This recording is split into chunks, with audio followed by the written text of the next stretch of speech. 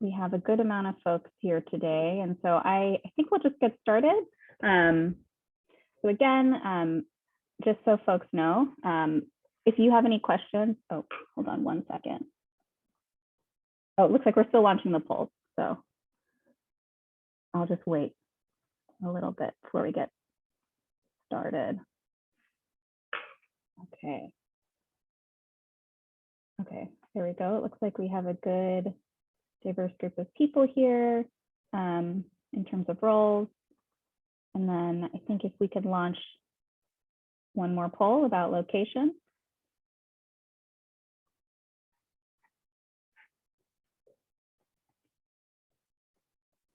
Rohini, I'm going to interrupt just 1 second to remind participants that if they wish to use the captions to follow along, they can click on the live transcript at the bottom of the screen and select subtitles, and then you should see the captions come up.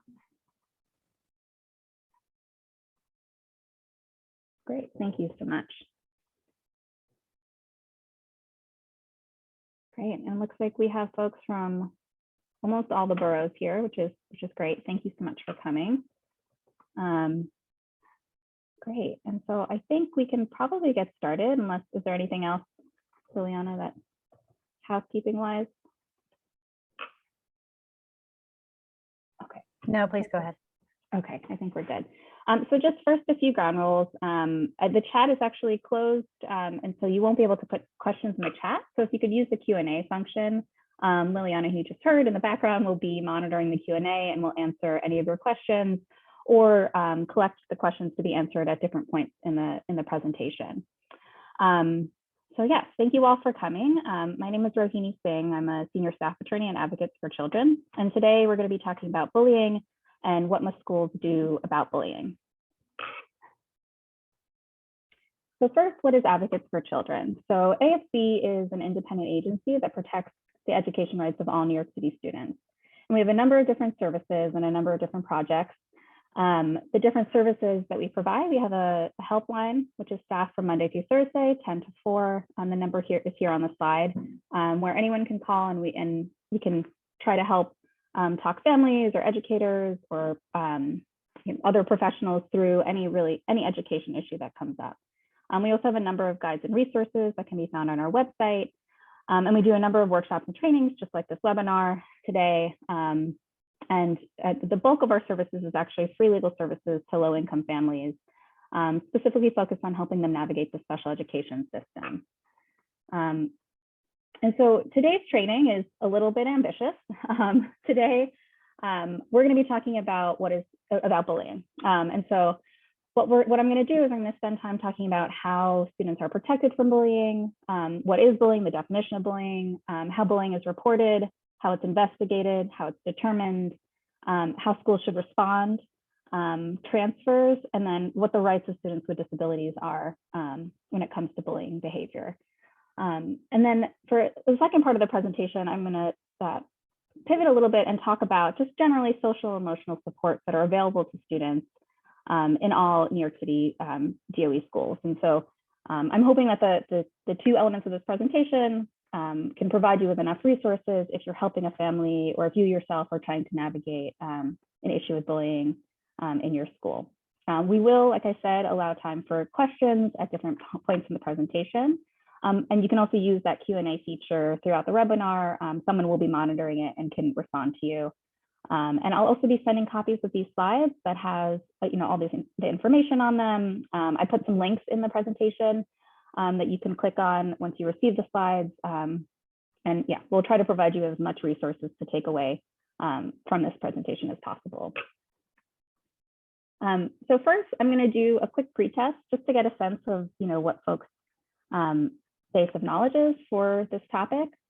So if you could launch the pretest, Liliana, that would be great. And I'll give folks just a few minutes to fill it out. We're not going to go over the answers right away. I'll give the presentation and then we'll talk about the answers at the end.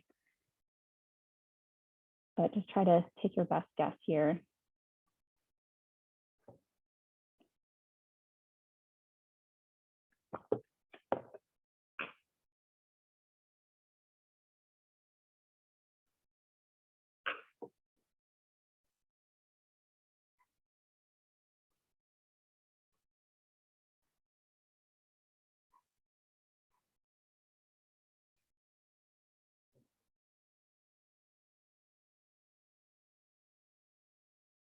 Okay, and I think, I'm not sure how much participation we have, but just let me know when that poll is closed and I will move on to the next slide.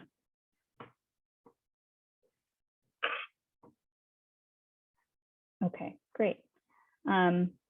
Great. So first, what we're going to talk about is how to define what bullying is.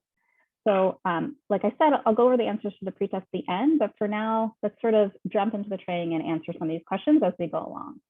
So everybody who's participating in this webinar, I imagine, has likely witnessed bullying. You might have experienced it. Also, maybe you've been the target of bullying behavior, or you might have engaged in bullying behavior or intimidated another person at some point. The point is we all have personal experiences with bullying, and we all have different definitions that we use for the word bullying. But what I'm going to talk about today is the legal definition of bullying in New York City public schools, and specifically what New York City public schools need to do to protect students. Just a caveat to note, I will not be covering charter schools. We do have a guide if you have a question about the specific rules for charter schools, and I'll link to that guide at the end. But a lot of the information in this presentation only applies to students that are going to schools within the New York City Department of Education. And so here on the slide, you'll see that the definition of bullying comes from the New York City Chancellor's Regulations, specifically Chancellor's Regulation A832, state law, and the Dignity for All Students Act, or DASA. Bullying can take a lot of forms. It can be spoken, it can be physical, or it can be electronic. And in order for it to be bullying, it must impact a student's well-being at school. Specifically, it must create a hostile environment, which is defined as something that substantially interferes with student learning, substantially interferes with a student's mental, emotional, and physical well-being, reasonably causes fear for safety, and is reasonably expected to cause physical injury or emotional harm. And for any of these different behaviors, whether it's oral, physical, written, or electronic, if it's a bullying, you're not allowed to do it in the New York City Department of Education. It's also just important to note here that bullying, a behavior can be bullying as long as it's reasonably expected to cause injury or emotional harm, or causes fear or for safety. So even if the student says they're not scared or actual harm did not occur, it could still be considered to create a hostile environment and be defined as bullying, even if that harm did not occur, as long as it's reasonably expected that it could occur. So what kinds of behavior may be forms of bullying? Bullying can take many different forms. The laws and regulations list these types of behavior here as bullying. So physical violence, stalking, threats, taunting or teasing, aggressive or menacing gestures, derogatory language, name calling or slurs, exclusion from peer groups designed to humiliate or isolate. And I want to make sure that I highlight when you're talking about bullying with a family or a school, it's really important to frame bullying as behavior, because oftentimes students play fluid roles when it comes to bullying. So where in one incident, they might be aggressors towards one student, and in another instance, they might actually be the target of bullying behavior. And so, you know, at AFC, we really try not to talk about people as the bully or the target or the bullied. What's actually happening is that they're acting out a specific type of behavior. And so instead of just calling someone a bully or a bullied, we try to say that, you know, students engaged in bullying behavior or were subjected to bullying behavior. And, you know, the reason for this is just because students can actually change and learn different behavior, but it's really hard to change your identity. Another note is just that it's really important to distinguish between bullying and conflict, because not all issues between two people can be considered bullying. So some of the hallmarks of bullying are intimidation, repeated behavior happening over and over again, shaming for some aspect of identity, or excluding a student based on an aspect of their identity. So it's important again to note that not all of this behavior listed on this slide is always going to be bullying. And there are also other behaviors that may still count as bullying that are not on this slide. So really what you need to do is go back to the definition of bullying that I just reviewed and determine if the behavior has the elements of creating a hostile environment for the student before using the word bullying to describe it. And so as almost all of you predicted on the pretest, cyberbullying is a form of bullying behavior. So as I mentioned, anything that meets the definition of bullying on the previous slide can be considered bullying, but even if it's in the virtual environment. However, I have to note that in order for a student to be disciplined for cyberbullying, there has to be a connection between cyberbullying and the school. So it must happen between members of the same school community, or maybe reference something that might happen in schools, like a threat about something that might happen in schools. I know that there were a few questions about this when folks registered for the webinar, and this is really especially relevant right now because young people might not recognize that hurtful online behavior can be cyberbullying, especially in new settings like virtual classrooms, if some students are still engaging in remote learning. So, young people are still adjusting to learning and interacting with their peers really virtually 24/7. And, many young people may be feeling new and uncertain emotions through the pandemic, such as anxiety, anger, fear, isolation, or stress. And these particular feelings really do have the potential to cause an increase in cyberbullying behavior. So I'll get into this a little bit later when we discuss responses to bullying behavior, but it's very important to explain what is appropriate and inappropriate online behavior to young people early on. And so the difficult question is, how do you recognize what is bullying and what isn't? Sometimes you might observe an interaction between young people and something might seem off, but you're not sure. Or you might sense a change in a young person's behavior and think that bullying is happening, but you're not sure. What we do know is that there are certain characteristics of bullying and situations when bullying is more likely to occur. So as we discussed previously, bullying is really about intimidation. And so some characteristics of bullying include a power difference. So people from communities that experience discrimination outside of school often experience discrimination inside of school. You can also look for actual or intention to cause harm, which can be a form of intimidation. And then we also look at repeated incidents or behaviors. So these are all things that, if they exist, indicates that the behavior might be considered bullying behavior. And bullying is also most likely to occur, again, like I mentioned, towards commonly targeted groups. So bullying based on weight, gender, perceived sexual orientation, disability, race, ethnicity, national origin, religion. All these are commonly targeted groups and identities. And so, these identities or behavior that's targeting these identities are things where it's more likely going to be classified as bullying behavior. In addition, where there's a low adult presence and where young people are socializing, like lunch, recess, gym, transition between classes, online, like I mentioned with cyberbullying, again, bullying is more likely to occur in those spaces. And so it's important to pay attention to those specific places when you're suspecting that bullying might be occurring. So the laws and regulations that govern New York City public schools say that students can't be bullied for any reason, but in particular, they cannot be bullied for any aspect of their identity. So the laws and regulations lay out the specific characteristics or groups where bullying is not allowed. And so this slide here lays out all of the different groups that are laid out within the laws and regulations where bullying based on these identities is not allowed. And the intent of the law is to protect young people from bullying based on their identity. And this also includes some identities here that aren't protected in other settings. And so it's important to know that, when it comes to the right to be free from bullying, it's expanded to other categories outside of other laws and regulations that prevent discrimination.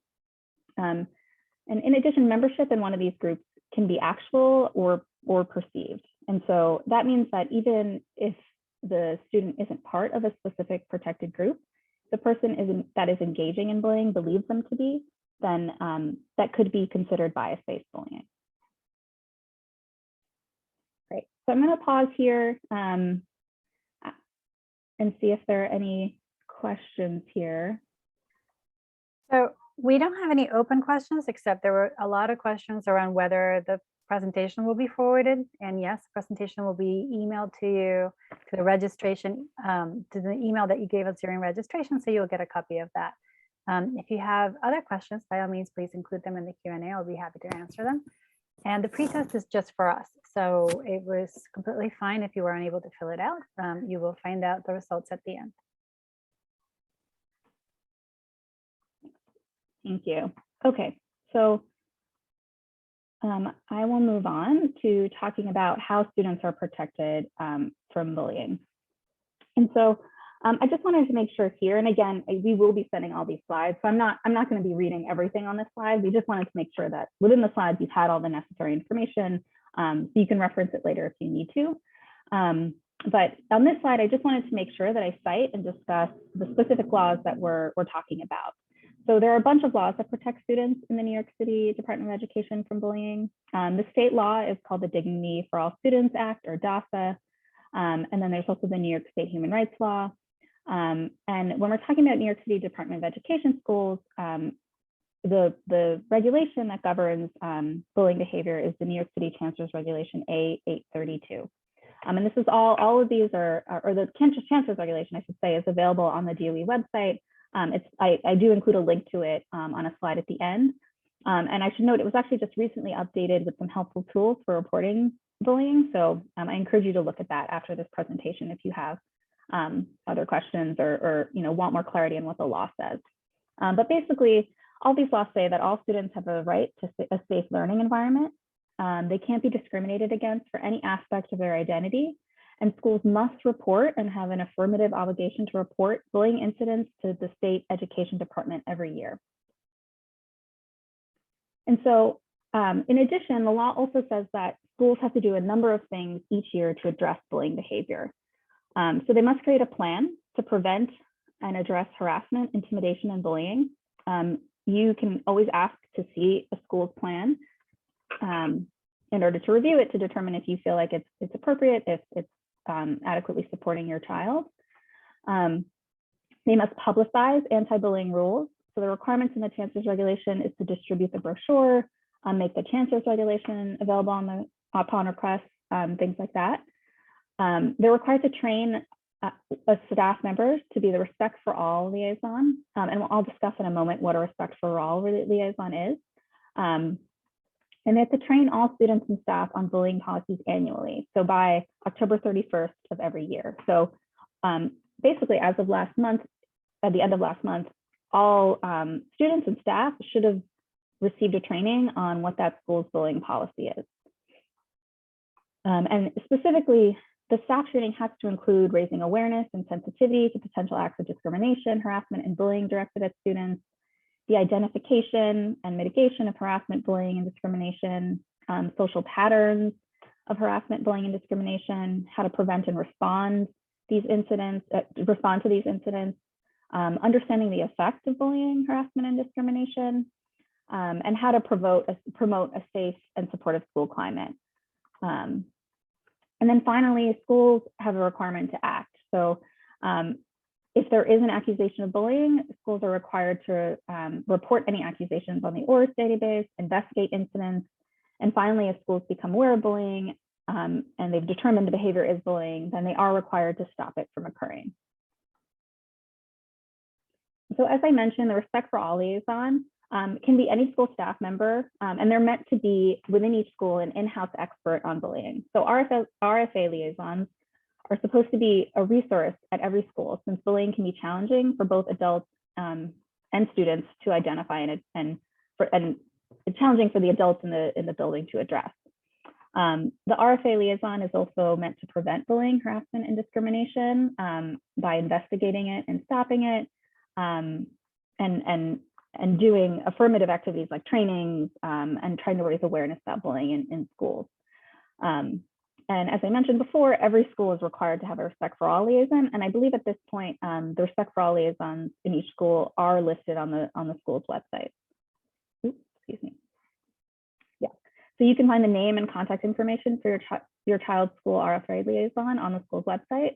And then just generally, there are additional resources about what schools are required to do on the Respect for All website on the DOE's website, which we are linking to here in this PowerPoint. Oops. Sorry, there we go. Okay, so I'm just going to pause for a second. I don't know if there are any other questions. It looks like there are not. Yeah, okay, so I just checked the Q&A. It looks like there are no questions at the moment. So I will move along here to how to report bullying. So as I mentioned, this is one of the school's responsibilities under the laws. If a school staff member observes something that they think may be bullying, they're required to report it. They must report it. And this can be orally reported to the principal or the RFA liaison within one day. and they have to file a written report within 2 days. In addition to school staff, any person can report bullying to a school. So this is parents, other students, and that is usually done through and that can be done directly to any school staff member, who is then, as I mentioned before, required to report it to the principal or the RFA liaison. The report can be submitted to the RFA liaison, or it can be emailed to the DOE's centralized Respect for All email address, which is respectforall@schools.nyc.gov, in any language. The complaint could also be submitted online, and I'm putting a link here to the bullying reporting form. And there's also a new complaint form that is linked to in the edits to the Chancellor's regulation that a parent could use, although they do not have to use the form in order to report bullying behavior. In addition, parents or other school community members could call this number to report bullying.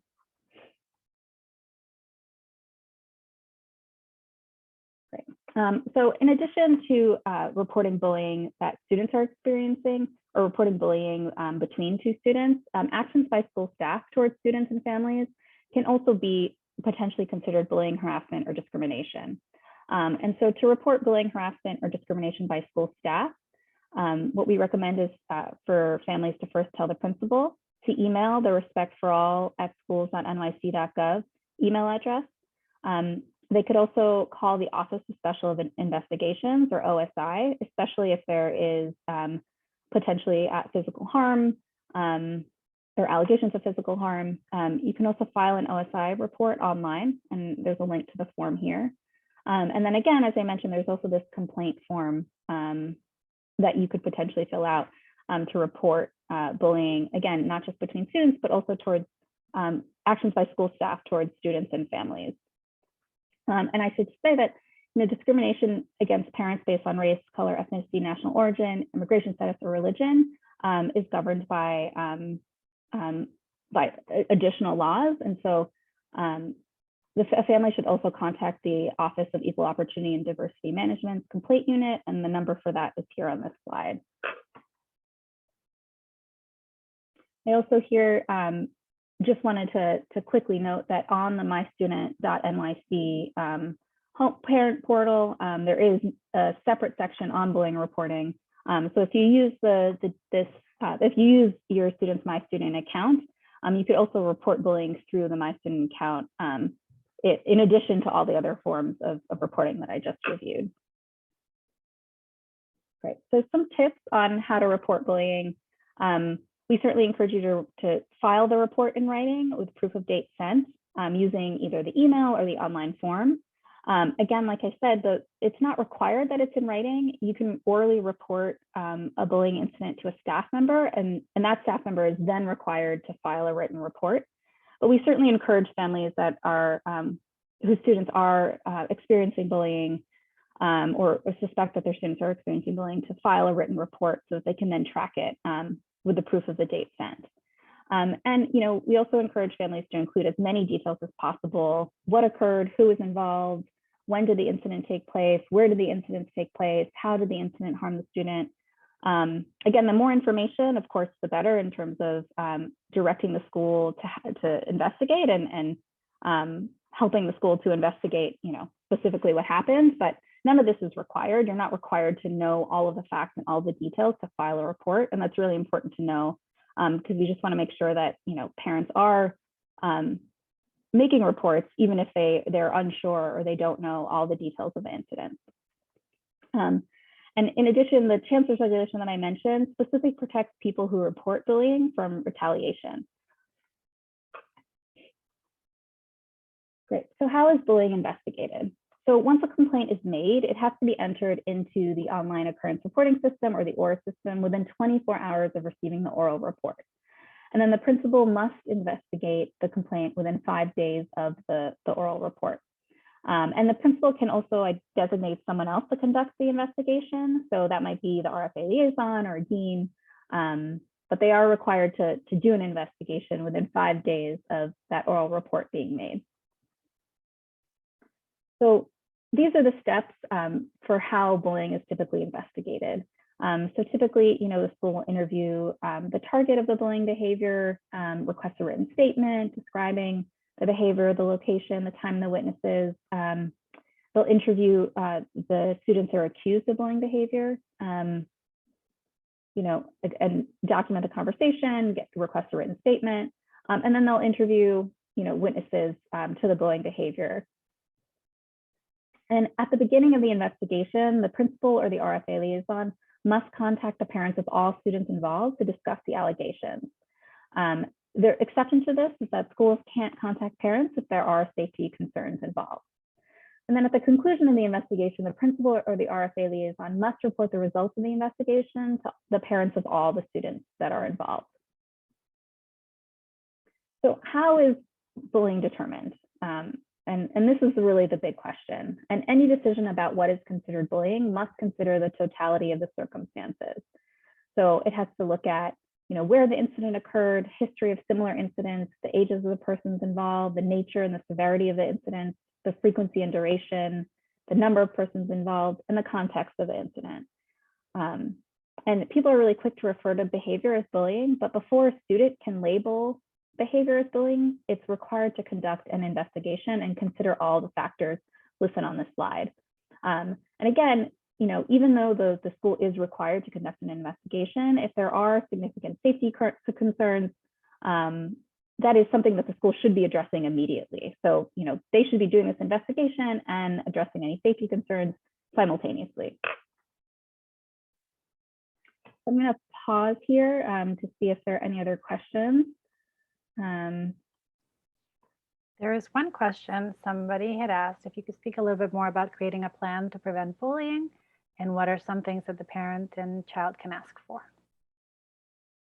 Great, yes. So that's actually what I'm talking about next. So, excuse me, I can just launch into that. So the question is, how can schools essentially, like, what can be put into a plan, and how can schools, or how should schools respond to bullying?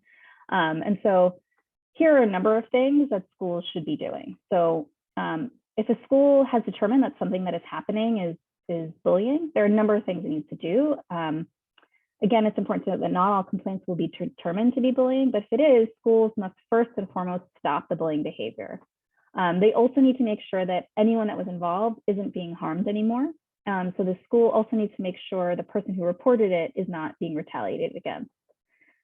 They also have to specifically recommend supports and interventions for all that are involved. And I think this speaks a little bit to the plan that someone had a question about, and I do get into more details about that a little later, but they are supposed to recommend, again, supports and interventions, and students involved refers both to the students who are the target of the bullying behavior, but also the students that are engaged in the bullying behavior, because, as we know, oftentimes they are in need of support as well. And, just generally, schools should be creative about how they respond. So, some examples of the types of supports and interventions, could be individual counseling, positive behavior supports, education services, teaching social skills, teaching students how to cope with their emotions, collaborative problem solving. If all students, and also if all students want to work things out, and if their parents consent, the school could also potentially recommend restorative practices, conflict resolution, or mediation.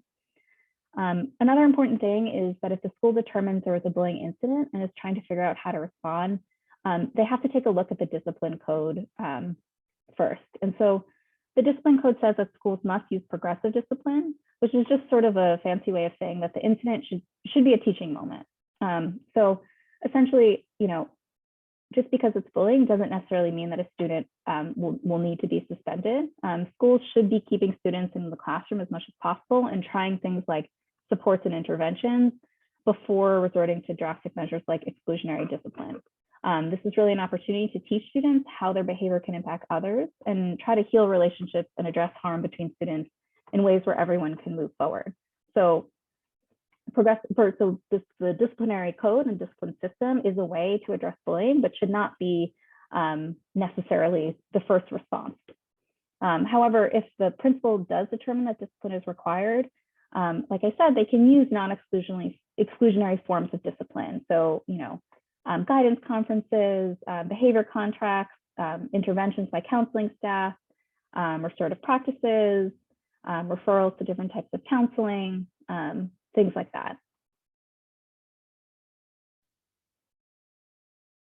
So what if the school does not respond and the bullying continues? So we suggest first that you file a complaint with Central DOE and to put this in writing. And that complaint can be emailed to respectforall@schools.nyc.gov or through the form on the DOE's website. You could also call 311 or the number that's on the slide.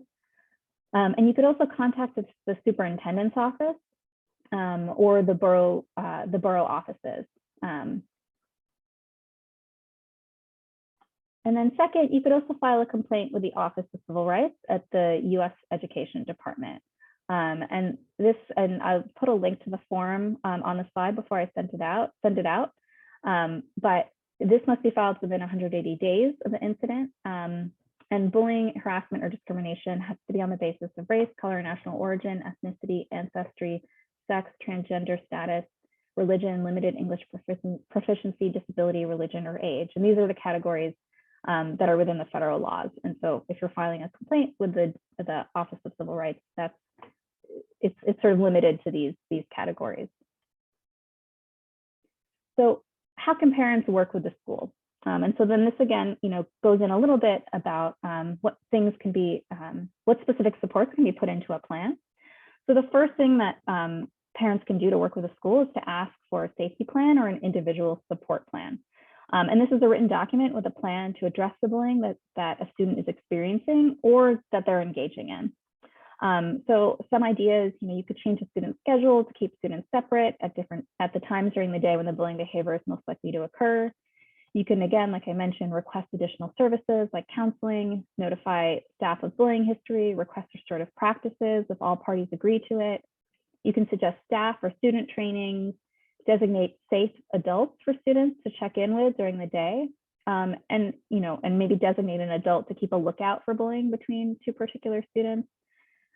It's really important to include the young person in this process and to ask them, what it is that they're experiencing and what makes them feel safe.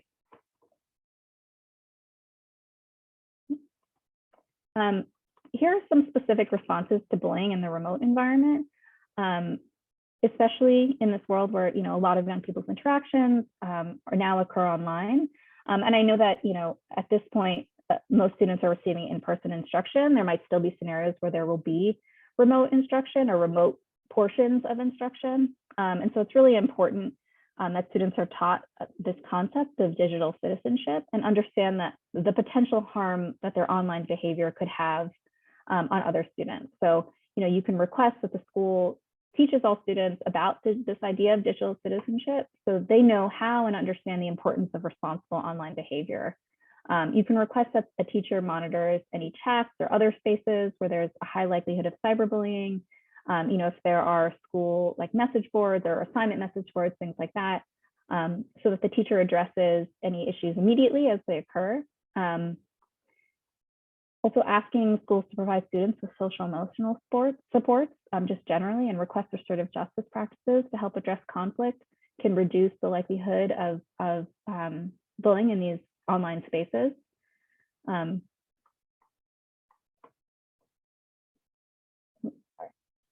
Okay, so yes, now I'll pause again. I think, let's see if there's any other questions.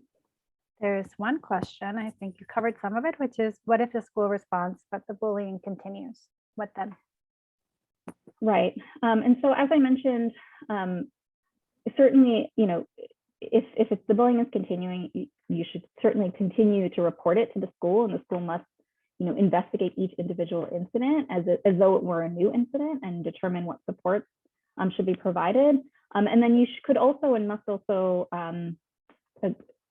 report it to Central DOE and email the Respect for All, the Respect for All at schools.nyc.gov email address, because they might be able to provide the school with additional support. They might connect the school to a behavior specialist that might work in the borough office, or the borough offices also have school climate managers or crisis or de-escalation managers who could provide the school with additional supports if it seems like the school is not equipped at responding on their own. So certainly I would encourage you both to, again, keep reporting so that the school, is still doing investigations and is still coming up with a plan, but then also affirmatively go to the Central Department of Education and see if there are any additional supports that that individual school can receive to respond to the incident.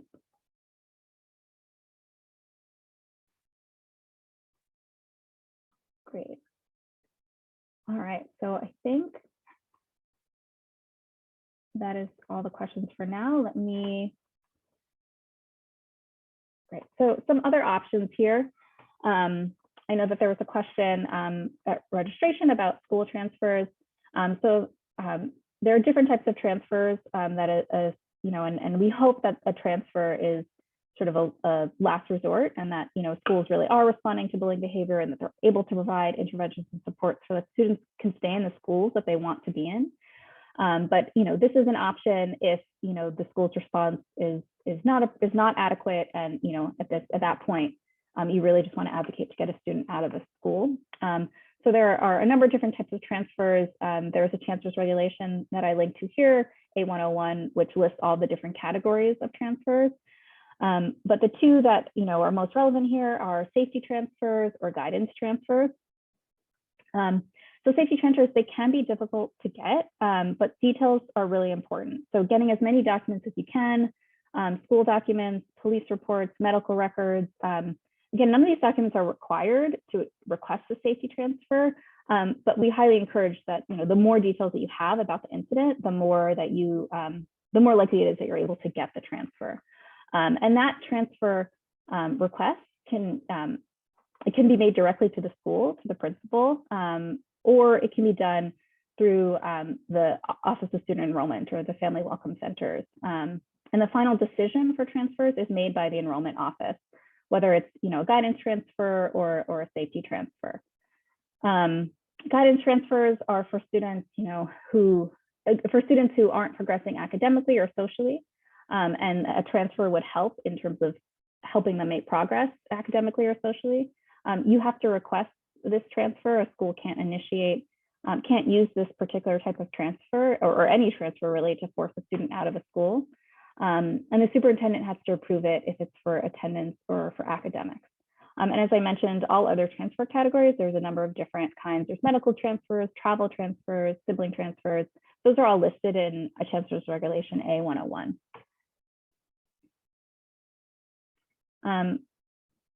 So some special considerations for students with disabilities. So bullying can impact a child's academic, social, emotional, or behavioral functioning. And so if a student is engaging in or experiencing bullying, a student with a disability is engaging in or experiencing bullying that impacts their academic, social, emotional, or behavioral functioning, we highly recommend that parents request IEP meetings to address bullying behavior and discuss any bullying concerns at IEP meetings. And this is because IEPs should include plans to prevent and address bullying and account for the behavior of other students. And so we would encourage parents of students with disabilities that have IEPs to consider requesting an FBA, a functional behavior assessment, to develop a behavior intervention plan, a BIP, to advocate for IEP goals that account for bullying behavior. So if there are specific counseling goals when it comes to coping skills or conflict skills, those are things that can be put in IEP goals. And then if there are any supplementary and aids and services that might help address the bullying behavior, that could also be added to the IEP. And just to note that for a student who's the target of bullying behavior, an FBA, a functional behavior assessment, should document that he or she is the target of the bullying behavior, and the BIP should specify ways that the school will keep the student safe from this behavior.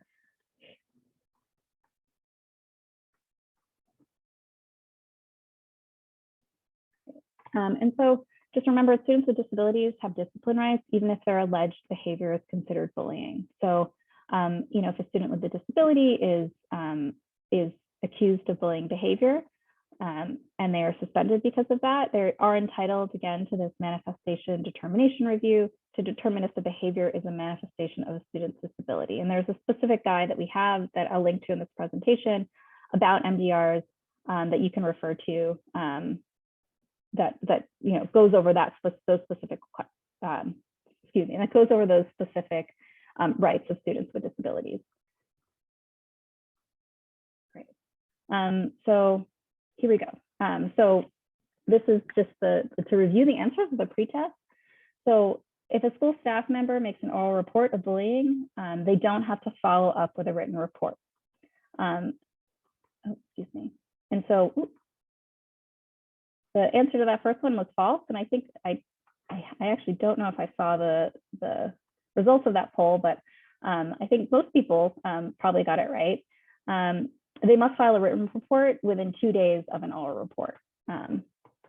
2, cyberbullying can include actions that happen on social media outside of school hours. Great.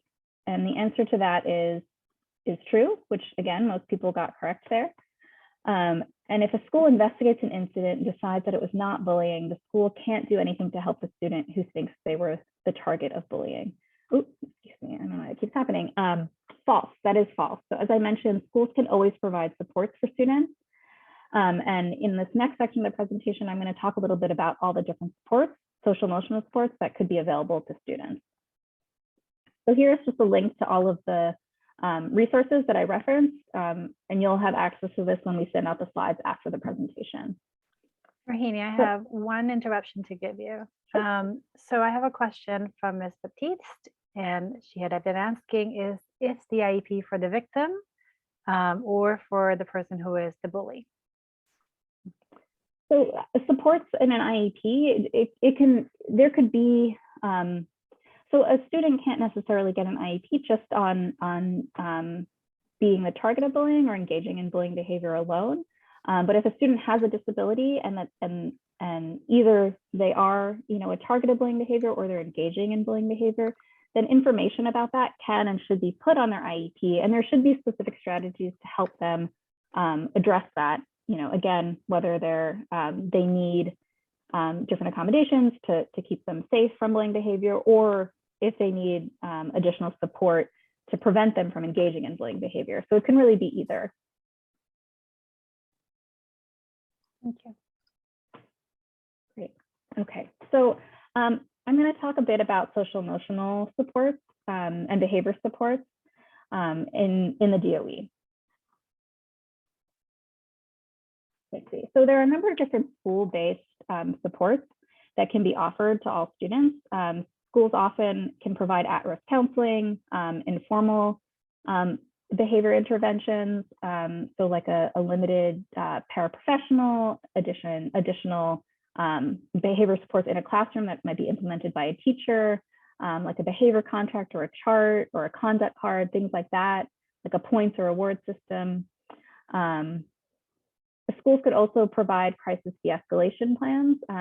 So schools just in general need to have crisis de-escalation plans for all students. So essentially, a school must have a crisis de-escalation team that develops a plan each year, and this includes strategies for de-escalating behavioral crises, for identifying locations in the school building where students in crisis may be safely isolated from others, identifies any school staff that are trained in de-escalation, identifies any resources in school or in the community that are available if a student's experiencing a crisis, and it describes how crisis de-escalation response protocols were communicated to school staff. So these are all school-based supports for students that are experiencing, social emotional crises.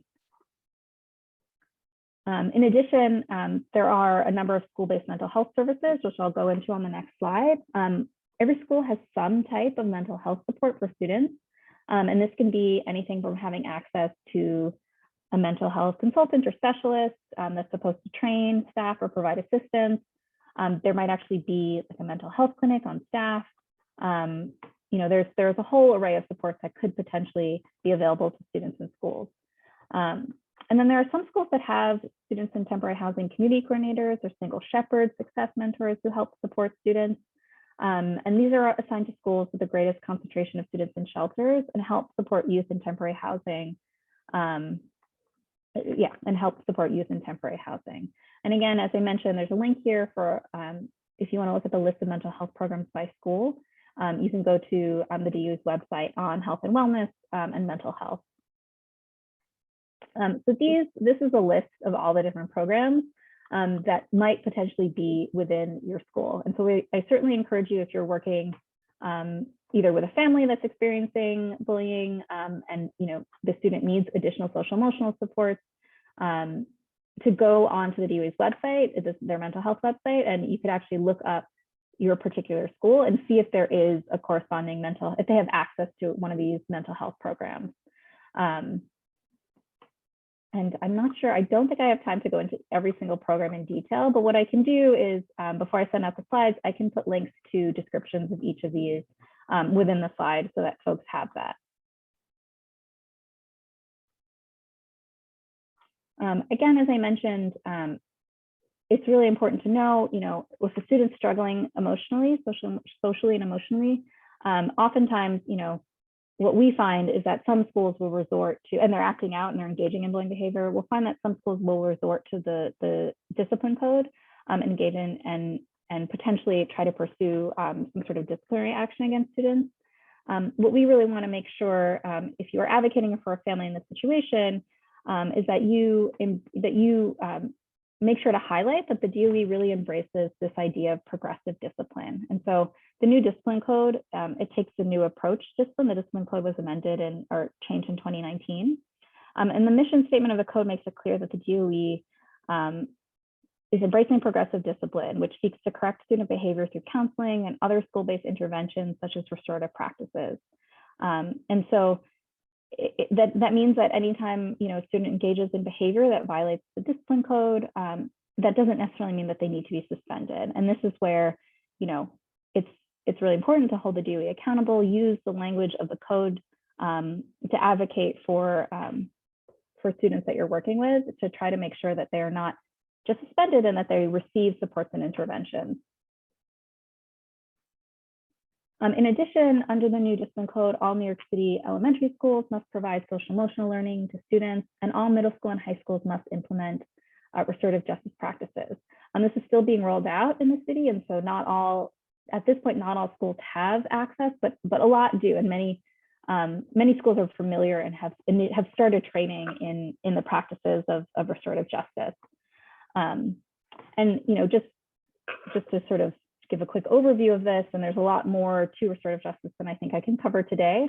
But instead of blaming someone, a restorative approach really asks what happened, who was harmed, what needs to be done to make things right, and how can people behave differently in future situations. And it takes into account that all members of the school community bring with them different abilities, interests, viewpoints, and family and cultural backgrounds.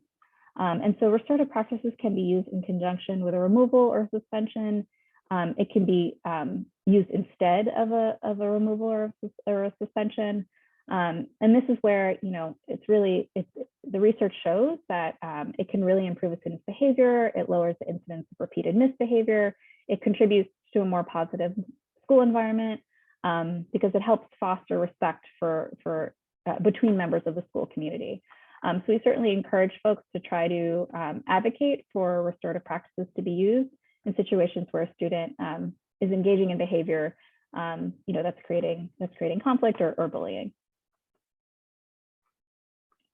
And so there's also the DOE has also launched a Bridge to School program, really focusing on building community and resilience, during COVID and now, and all staff should at this point have been trained in trauma responsive educational practices. There are social emotional assessments that are currently being done in schools to determine what additional supports schools need to help address the social emotional needs of our students, and more details about the DOE's plan in response to everything, all the trauma that folks have experienced in this time during COVID. Is available on the DOE's website, and I put a link to that here so folks can take a look at that. Great. And here, I just wanted to put here just a few behavior management tools that, you know, we have found when we're advocating for individual students have been helpful in this time. And again, I'm sorry, I know we're running out of time, so I don't want to, I want to make sure I leave room for some questions at the end. But if folks have questions on these, this is just here just so that you have some of this information and you have these tools and could potentially advocate for these things for students that are struggling behaviorally in school right now. Great. And so if folks could please launch, or Liliana, if you can launch the final poll, if folks could just fill out our feedback poll. I know we are almost at the end, and so if anyone has any final questions, feel free to put them in the Q&A now and I can answer them. If you need help, you know, feel free to call our helpline, email us at info@advocatesforchildren.org. We're here to answer your questions. Just so you know, things do change. DOE policies are changing. And so, you know, check our website for updates. And yeah, and let me know if you have any questions now that I can answer here.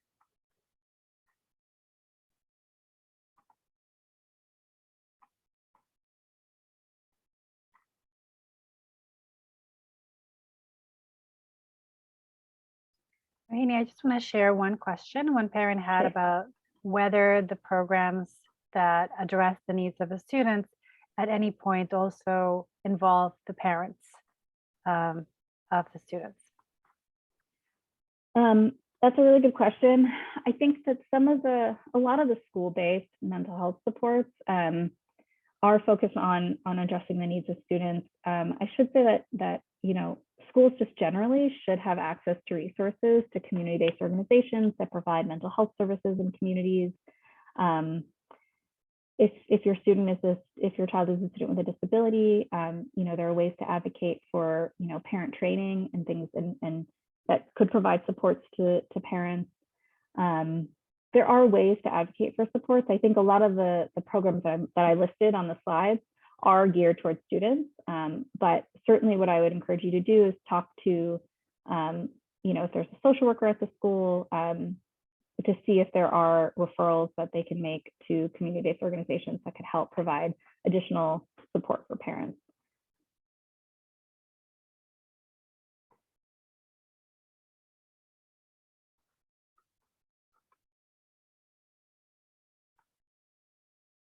Great, and I think that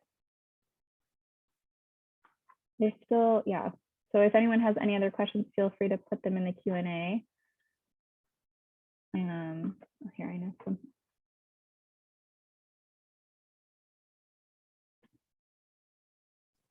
There's one question in the Q&A. What if bullying is taught at home and the child does not know that it is bullying? Right. So yeah, so this you know, this is where it's really important that, you know, you can encourage schools to be creative when responding to bullying, because, you know, again, there are all sorts of interventions that a school could recommend if they you know, if they determine that a behavior is bullying, and you know, that could include, you know, counseling for the particular student. It can include, you know, providing information to families.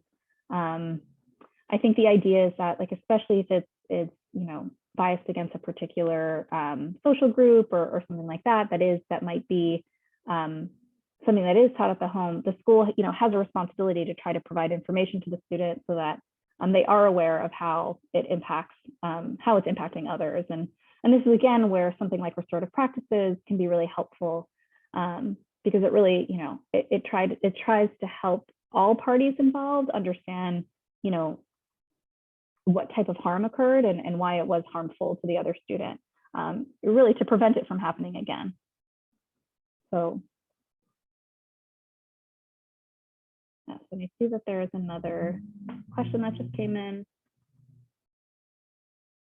As I have created curriculum and taught anti-bullying in schools, I would gladly donate workshops and individual sessions, et cetera, and we can do this offline, but we can share Great. that information later. Thank you so much. All right, well, thank you all for joining.